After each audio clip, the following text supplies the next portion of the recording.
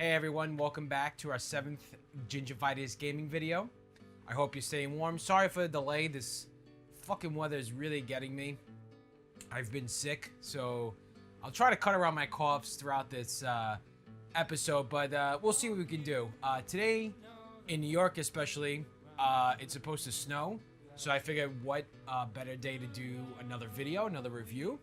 But anyway, today, I want to bring up another older game of mine that has become one of my favorite PS4 games, I think, of all time. And that's...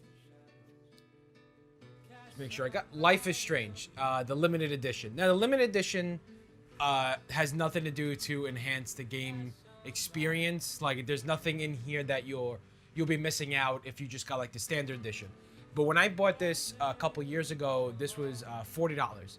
And the standard edition, which was, you know, just a case with the disc, that was $20. And now you can pick this up as low as $20, probably a little, cheaper as well. And in this game, you have director's commentary track, licensed soundtrack, which is what you're hearing in this YouTube video as well. I love the soundtrack so much. And so they give you an actual physical disc, which is really neat. And 32-page art book. And the one thing about Life is Strange that I love so much is that how it just completely caught me off guard. You know, Life is Strange is not one of those, like, it's not a AAA action title games in the sense, like, I never played Infamous, but, like, you know, you got, like, these superpowers and you're going around, you're blowing shit up, you know.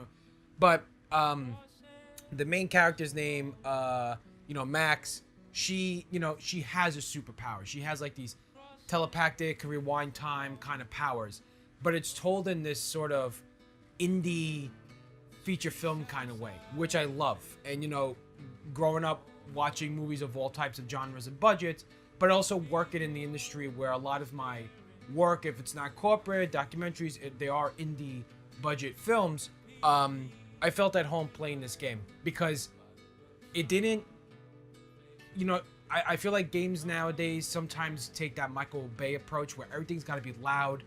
The dialogue's got to be so, like, on the nose, and it's got to be, like, jammed down your throat to understand what what's going on.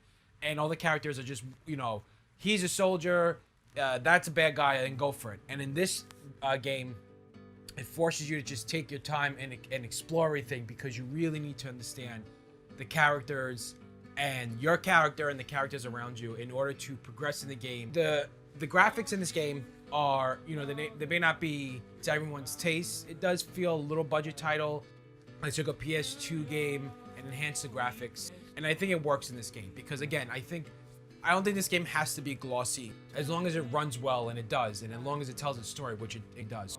I believe there's 5 chapters in here, 5 or 6 chapters. After playing to the first 2 chapters, it really, like, in a good way, it was very heavy. And I can see why maybe playing this game for those that are going through tough times in their lives can be a little much at times. But it's also, I feel it's a little hopeful. Because the tricky part about me saying this is that in this game, your choices make a huge difference in the world. Sometimes things you do, you're allowed to rewind time and fix them. Whether it be someone who gets into an argument with somebody, you're allowed to then, it's up to you if you want to rewind time and cause that fight not to happen, and then the events move forward in that direction. And then there are other times when you just kind of let it play out and see what happens. And I think having that sort of weight on your shoulders to be in control of the universe at the moment, and then seeing how things unravel, like if this is, you know, me just making this up right now, but like if a girl is, you know, she's gonna get hit by a car, and then you have a second, and all it would have taken is you asking her if she wants lunch, which, you know, killed an extra few seconds before she decided to walk into a street, you know. So it's up to you to decide whether or not you want to talk to her and rewind that time so you can have that conversation. And you may have that conversation and you feel good about saving her, but later on you realize, but because of that, you know, now her father gets killed or in the hospital. And there are moments like that in the game. I fell in love with this game is because I've never had this sort of approach to characters in a video game. Like, I felt so involved I felt so wrapped up in this story of this girl coming to town and building, trying to put the pieces together to this relationship of like a long lost friend and just the community itself, and then figuring out these powers, and then like this sort of catastrophe that's about to happen, and you're slowly figuring it out, and everyone around you has real human problems, even though this is a video game. And I feel that's why Life is Strange is a sci-fi game, but yet it tells a very human story. And I think Life is Strange succeeds so much on my end as pretty much a masterpiece, because it allows you to just allows you just to sit back and kind of think about things in a good way. I don't want to try to be emo. Life is so fragile, and I think that's what Life is Strange tries to, like, life is so fragile, and it's hard to make, you know, in this game especially, it's hard to make those decisions, because you don't know what's right and wrong. You know, it's hard to say what's right and what's the wrong thing. Everyone's got opinions about, you know, what they think is right, what they think is wrong. And what really enhances this game, aside from the dialogue, which is great, is the music. But the soundtrack is great. I mean, it's an indie. Think of going to like a hipster coffee shop, and then you hear this kind of music, melancholy, but very like soft.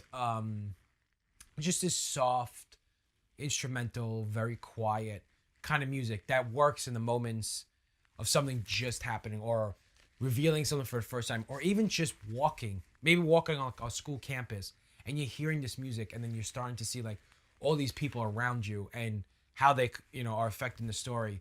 Really wraps you in, and then it achieves. It's a little ambitious to, you know, for a budget title. It tries to achieve a little more than it should. But I think that's a risk that was, you know, the reward was is there. You know, but you play as Max. You know, you get to rewind time. You got to save your best friend, Chloe. You're in high school. You move out of town. You come back, and you're trying to catch up on life. And I think that this is a game where you're gonna relate to this in some way or another. And I think that's why Life is Strange is very special. If you happen to see this in the store, because they're still, I don't know if they're still selling it new, but if you happen to see Life is Strange limited edition, totally pick it up. My review on this is 10 out of 10. I have no bad things to say about this game. I would play this over and over again if I had to. There's so many things to explore. Just because you beat the game once, you know, doesn't mean you can't go back and you know, change events on other things that you've done and see how those unfold. And this is just for those who haven't played this yet. There is a lot of heavy content in here. There are some heavy storylines. There are some moments where you're like, oh boy, where it's a lot going on, and it's sad. But I gotta tell you, Life is Strange is one of my favorite games, top 5 of the PS4 era, and hands down, it's a really special game. And I suggest, even if you don't like it, at least try it. But this is totally worth a buy, worth a look, worth a play. Okay, guys, well, that concludes another video of Gingivitis Gaming. I hope you guys enjoyed. As always, please look back at the other videos, give those a look. Hit the like button, hit subscribe. By doing that, you can keep up to date with all the junk I'm posting. If you don't like this video, just please don't hit shit. Stay warm, stay safe, stay cool. Or, I guess, stay cool, but not like, don't go outside with shorts or dick swinging. But, anyway, have a good one, guys. Until next time, peace.